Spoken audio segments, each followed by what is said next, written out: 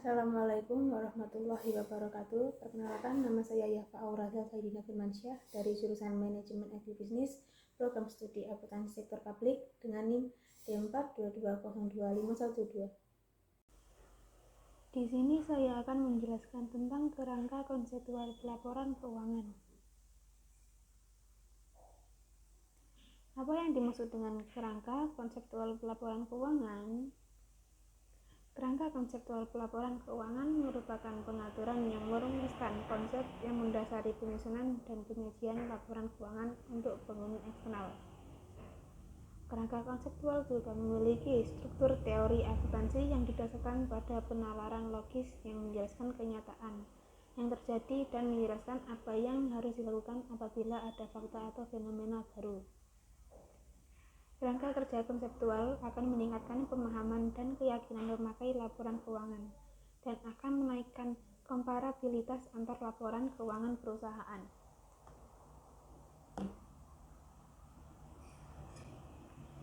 Fungsi kerangka konseptual yaitu sebagai pedoman dalam menentukan standar akuntansi, sebagai kerangka referensi untuk memecahkan masalah akuntansi apabila standar yang sekarang tidak mengatur isu yang baru timbul. Lalu, sebagai dasar membuat pertimbangan dalam menyajikan laporan keuangan. Dan yang terakhir, meningkatkan daya banding dengan cara mengurangi berbagai alternatif metode akuntansi yang ada. Kerangka konseptual pelaporan keuangan dibagi menjadi 3 level atau 3 tingkat, yaitu tingkat pertama, tujuan pokok, tingkat kedua, konsep dasar pelaporan, tingkat ketiga, pedoman pelaksanaan.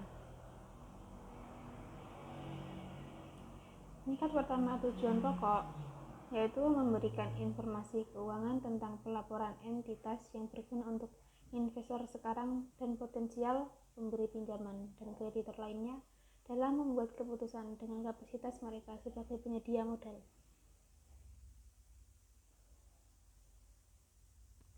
Tingkat kedua berisi tentang karakteristik kualitatif dan unsur.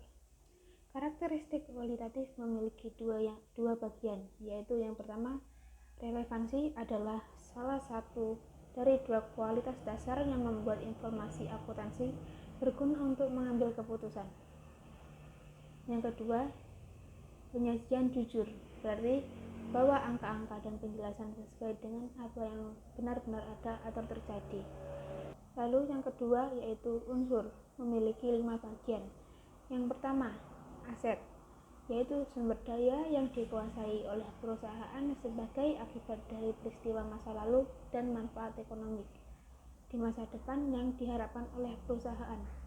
Yang kedua, liabilitas, definisikan sebagai utang perusahaan masa kini dari entitas yang timbul dari masa lalu.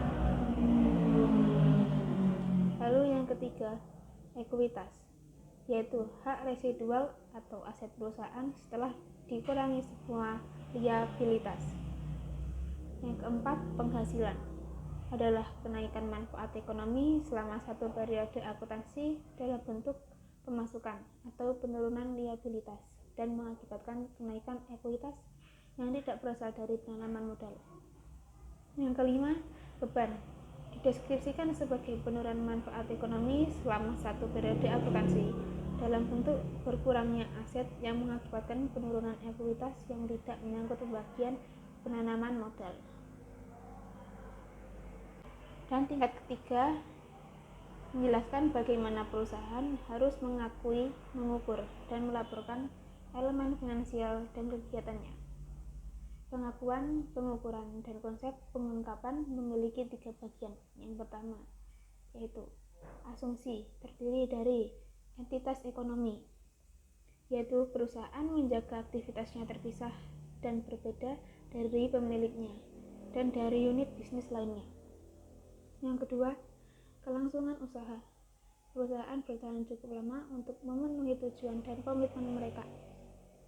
Yang ketiga, unit moneter. Uang adalah denominator yang umum. Yang keempat, periodisitas, yaitu perusahaan dapat membagi kegiatan ekonominya ke dalam beberapa waktu periode. Dan yang kelima, akuntansi berbasis akrual, yaitu transaksi dicatat pada periode di mana peristiwa itu terjadi. Yang kedua, prinsip terdiri dari 4 bagian, yaitu yang pertama, pengukuran, yang kedua, pengakuan pendapatan, yang ketiga, pengakuan beban, yang keempat, pengakuan penuh, dan yang ketiga, kendala terdiri dari 2 bagian. Yang pertama, biaya, yaitu penyediaan informasi harus dipertimbangkan terhadap manfaat yang dapat diperoleh dari penggunaannya. Yang kedua, materialitas, yaitu informasi dianggap jika mengabaikan atau salah menyatakan yang bisa mempengaruhi atau mengubah penilaian pengguna.